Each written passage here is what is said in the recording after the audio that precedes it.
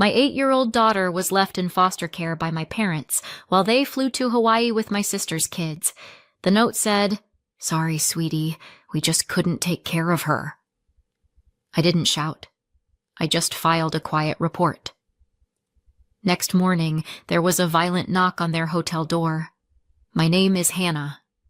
I'm 28, pregnant with my second child, and until last month, I thought I came from a normal family.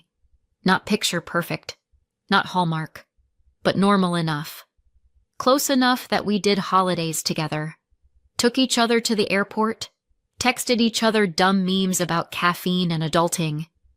My sister and I weren't best friends, but we traded birthday gifts and family gossip. My parents were grandparents. They loved their grandkids, my sister's 3 especially. But still, they were always around, always showing up. I never thought I had to worry about them not being safe, until the day I needed them to be. It started with a doctor's appointment I almost rescheduled. I was in my 3rd trimester and feeling off, tightness, dizzy spells, just tired all the time. My OB looked at me, then looked at the monitor, then said, "I don't like this. I want you at the hospital now." I remember laughing. Not because it was funny, because I was scared, because I had work emails to send, because I had groceries in the car, because my husband was deployed overseas and I didn't have time for a crisis. She didn't laugh. "If we don't keep you monitored, you could go into labor early." So they wheeled me into a room and told me not to move, not to stress, not to think about anything except keeping my baby boy safe. Right. Sure. No stress, except for the part where I suddenly needed emergency care for my 8-year-old daughter. Her name is Ellie.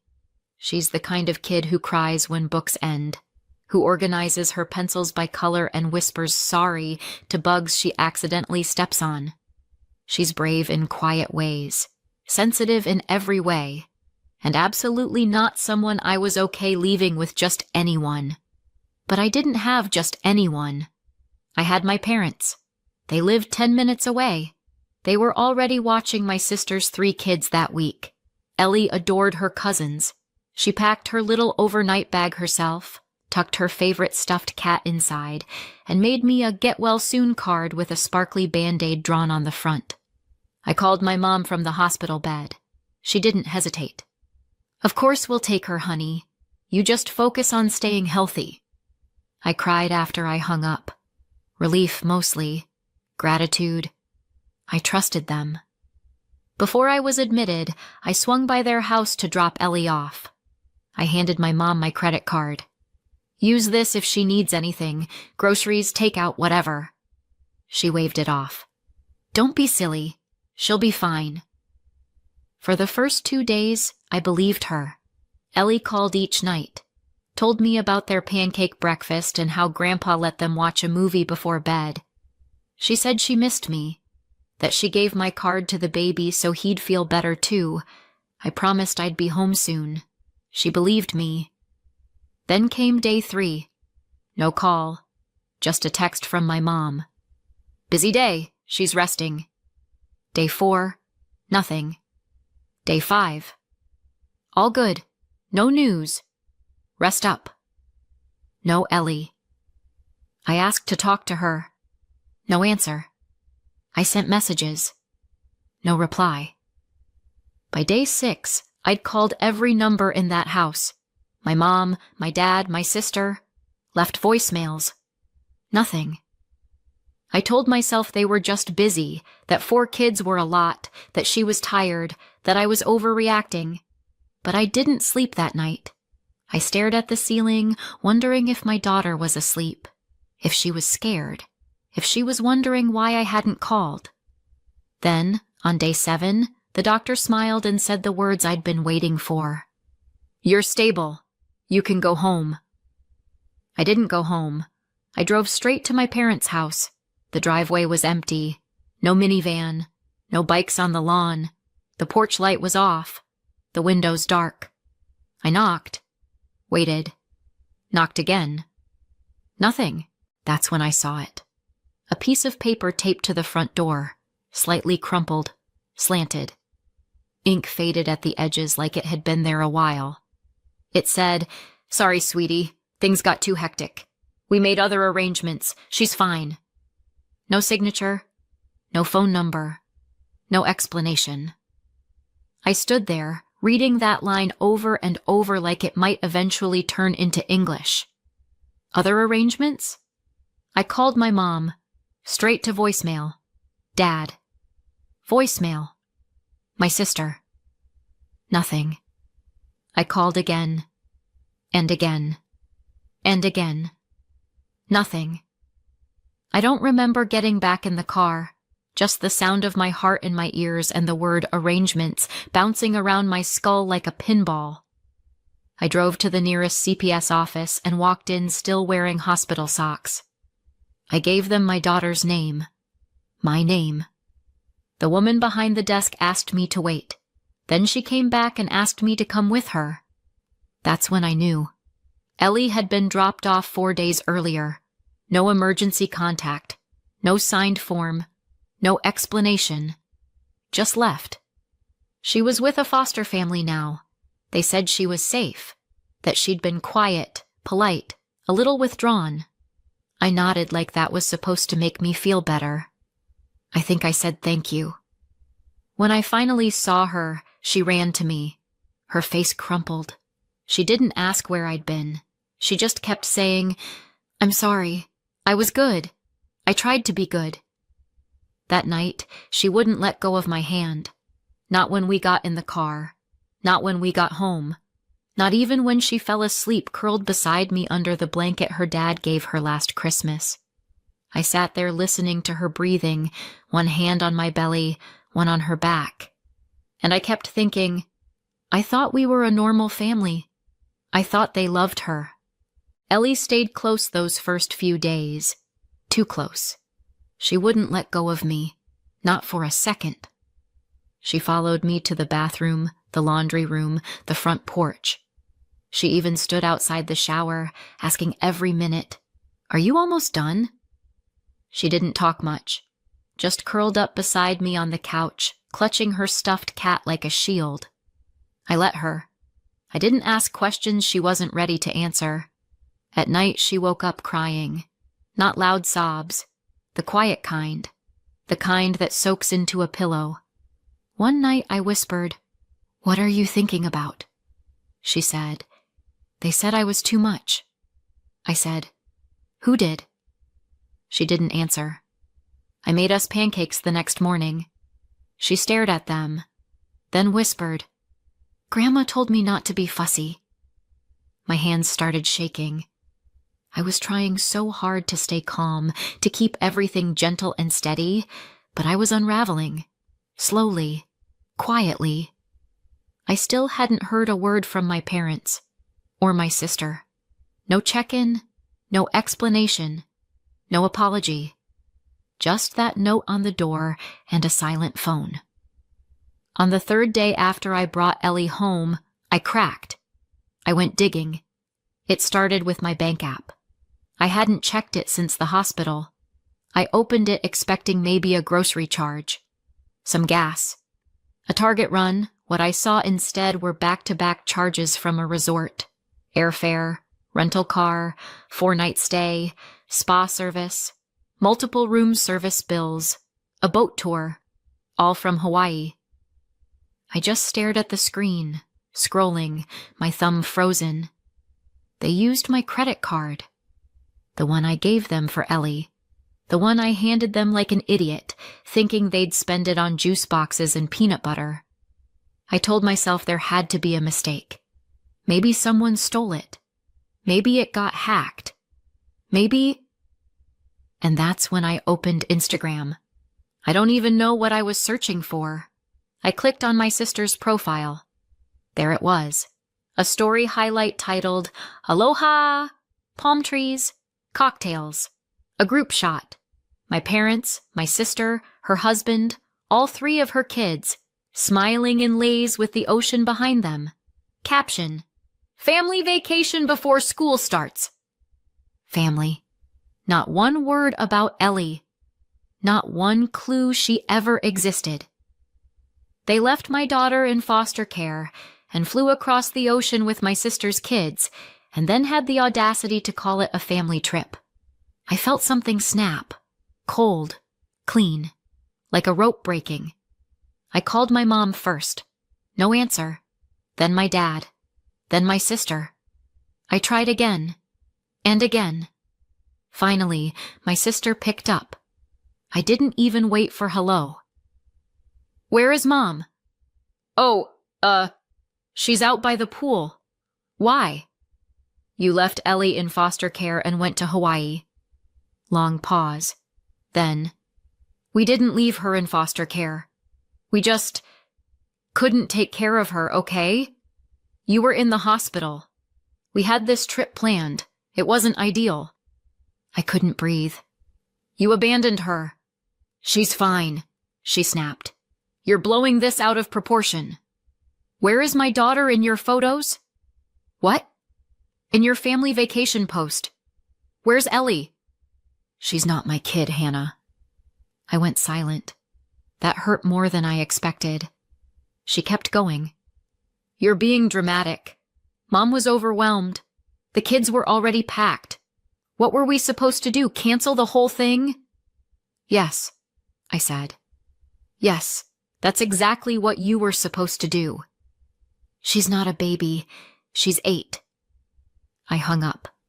My phone rang less than a minute later. My mom. I picked up. Her voice was chipper. "Honey, I was going to call you." "When?" "What? When exactly were you planning to tell me that you left my child in the care of strangers and flew to a luxury resort using my money?" She went quiet. Then, "We didn't know what else to do. We were overwhelmed. Ellie is not easy." "Not easy." My voice cracked. "She made you cards. She packed her own bag. She did everything right." She cried. All the time. She didn't want to eat. She asked for you nonstop. I couldn't handle it. She's a child. And I was in the hospital. My mom's voice turned cold. "Well, maybe don't get pregnant again if you can't handle it." I laughed. I actually laughed. That bitter, breathless kind that comes out when nothing else will. "I'm done," I said. "Don't be dramatic. Save it. You already made your choice." "Hannah." I hung up. Ellie was on the stairs. I hadn't realized she was listening. She looked at me and said, "Grandma's mad?" I walked to her and knelt down.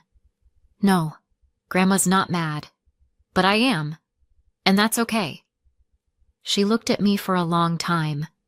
Then she asked, "Are we going to Hawaii too?" I felt my throat tighten. "No," I said. "We're doing something better." The night I filed the police report, I didn't tell anyone. Not even my husband. It wasn't revenge. It was reflex. They used my credit card to fly to Hawaii while my daughter was in foster care. I didn't scream. I didn't threaten. I just opened my laptop and wrote everything down. Dates, screenshots, charges, the note on my door.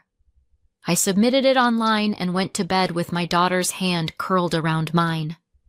On the next day, things exploded. It started with a voicemail from my sister. No greeting, just, "Are you out of your mind? You called the cops on Mom and Dad while they were on vacation? What the hell is wrong with you? Do you have any idea what you've done? They're humiliated." Then came the text from my mom. "The police came to our hotel room. Our room, Hannah. We had to explain ourselves like criminals. I hope you're satisfied." I stared at the screen. I imagined the knock on the door, the surprise, the panic, the way they probably looked at each other, still wearing lees, holding cocktails, pretending nothing was wrong. And for once, I didn't feel guilty. Not even a little.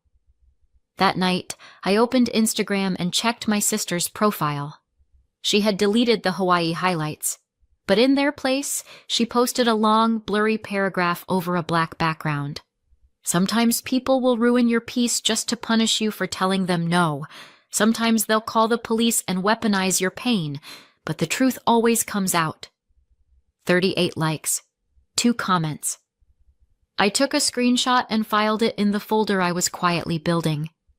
They came to my door the next morning. I saw them through the window. My mom, my dad, and my sister, all standing on the porch like some warped family portrait. My mom held a reusable grocery bag. My sister was already fuming. I didn't invite them in. I stepped outside and shut the door behind me. "Hannah," my mom said, "we need to talk. You had your chance. You humiliated us." I folded my arms. "You left Ellie." My sister cut in. "We didn't abandon her. We made a decision. It wasn't easy." "You went to a beachfront resort," I said flatly. "On my dime. You handed my daughter to strangers and then ordered room service." Dad's voice was tight. "We thought she'd be fine." "She wasn't. She thought she did something wrong. She cried every night, and none of you cared." My mom stepped forward. "We care. Of course we care. We just... She's not easy, Hannah. You know that." I froze. "What did you say?" "She's difficult. She gets overwhelmed. She cries over everything. She wasn't adjusting. We thought it would be better for everyone." I laughed. "You thought foster care was better. She needed structure," my mom snapped. I took a step closer. "She needed love, not a punishment." The door behind me opened. Ellie stood there, hugging her stuffed cat, looking straight at them. My sister smiled like she was on a stage. "Hey, sweetheart." Ellie didn't move, didn't speak. My mom softened her voice. "We brought your things, your book, your brush." Ellie said, "Why didn't you come back?" The silence that followed felt like gravity. My mom blinked. "We thought it was best." Ellie looked at me. "Can they go?" I turned to them. "You heard her." "You're seriously doing this?" my sister said. "You're cutting off your entire family?" "I'm protecting my daughter." "From what, love?" she snapped. "From people who've always been there?" I stared at her. "You weren't there." I opened the door and stepped back inside. Then I shut it. That afternoon, they went nuclear. A check for $1,000 showed up in my mailbox. No note, just the check. Memo line. "For Ellie, with love." I wrote void across the front and taped it to the trash can lid. My mom texted me, "Pregnancy hormones make people irrational. You need to calm down." I blocked her. That night, while Ellie was asleep, my phone buzzed again. Unknown number. I picked up. "Miss Porter, this is Natalie with Child Protective Services. We received an anonymous report expressing concern about your home environment." My stomach dropped. "They claim you've been emotionally unstable, isolating your daughter, and retaliating against family. They described you as vindictive and erratic." Of course they did. I stayed calm, answered her questions, offered references, medical documents, even Ellie's school counselor's contact. I told the truth. Every word. She said, "Thank you. I'll follow up soon." I sat in silence for a long time after that. Then I opened the folder again. It was getting thicker. More screenshots. More notes. More proof. They thought I would break. But they forgot. This time, I wasn't alone. The next night, I was cleaning up dinner when I heard the front door open. Ellie ran to the hallway.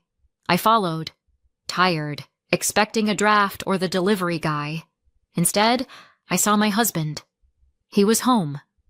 He dropped his duffel bag and caught Ellie as she jumped into his arms. Her whole body relaxed for the first time in weeks. Mine did too. He looked at me and said, "I'm not going back.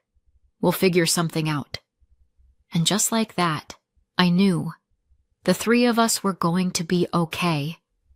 But the people outside our door, they had no idea what was coming. For a few days, it was quiet. After the CPS visit, the angry voicemails, and the social media meltdowns, my parents went dark. No calls, no texts, no surprise visits. I started to think maybe they were finally done, but manipulators don't disappear. They wait. They regroup. And then they come back with a smile. It started with an envelope in the mail. No return address, just my name in my mother's handwriting. Inside was a card. Let's talk. Don't let this tear our family apart. There was a photo tucked in too. Ellie, maybe 4 years old, sitting on my dad's shoulders. I'd taken that picture. It was one of her favorite days, before she knew what betrayal looked like. I threw the card away, kept the photo. Not for them, for her. That night my sister texted me, "You've made your point.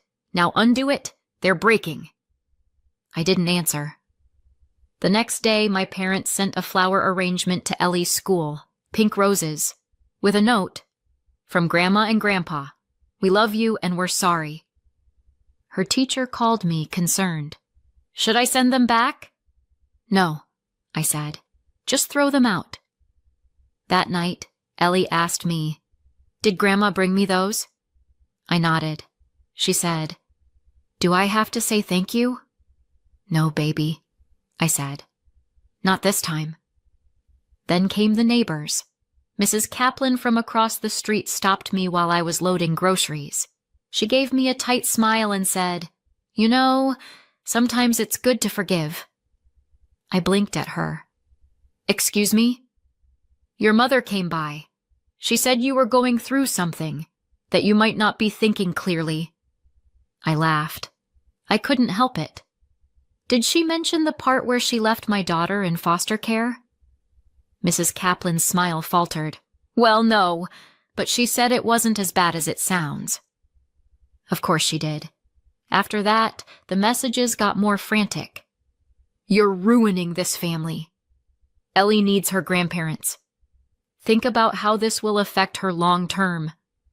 We've supported you your whole life. You always overreact." Then came the classic, "You'll understand when you're older." I am older. I'm older now than I ever wanted to be. Then my mom showed up at my work.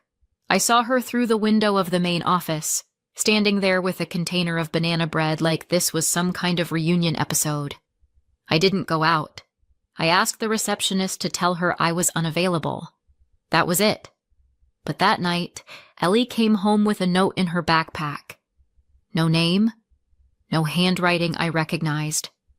Just a sticky note tucked between her notebooks. "Don't blame your mom. She doesn't mean to keep us away." Ellie handed it to me with wide eyes.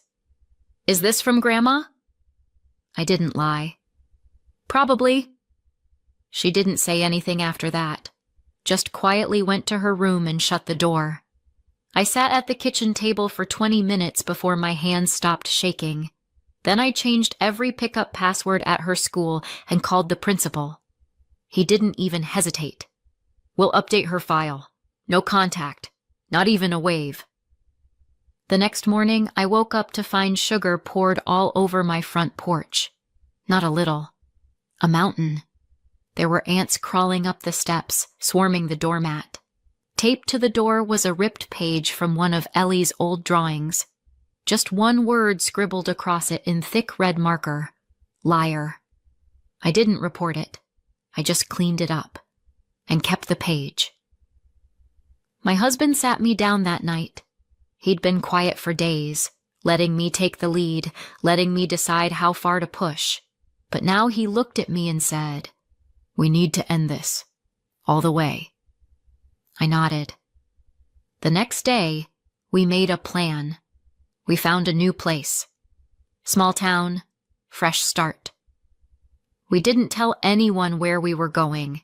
We packed in silence while Ellie played in the living room, humming to herself. The only thing I left behind was a small white envelope taped to the front door. Inside, a copy of the note they left when they abandoned her. I wrote 3 words underneath it. Now, you understand. We left at sunrise. Ellie fell asleep in the back seat, her cat in her arms, the picture from the fridge tucked into her backpack. I didn't cry. I didn't look back. Not once. But before we crossed the county line, I pulled over at a gas station, opened my phone, and logged into the police department's online reporting system. I uploaded the note they left, the screenshots, the bank records. I didn't add commentary, just facts. When I hit submit, I felt my hands stop shaking, for the first time in weeks. Fast forward 10 months.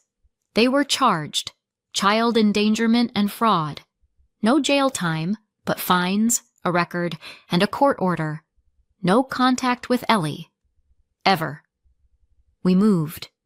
Quiet town, small house, lemon tree in the yard. The baby came early, healthy, loud, perfect. Ellie calls him Captain Yawn. She reads to him every night. My husband works from home now. He makes breakfast, sings lullabies, leaves love notes in my coffee mug. She's okay now. Really okay. Last week, she taped a drawing to the fridge. The 4 of us, standing under a big yellow sun. She titled it, Our Real Family. And sometimes, when she thinks we're not listening, she looks at her little brother and whispers, You're safe now. That's all I need. Do you think I did the right thing? Or did I go too far? Let me know in the comments and hit subscribe for more stories.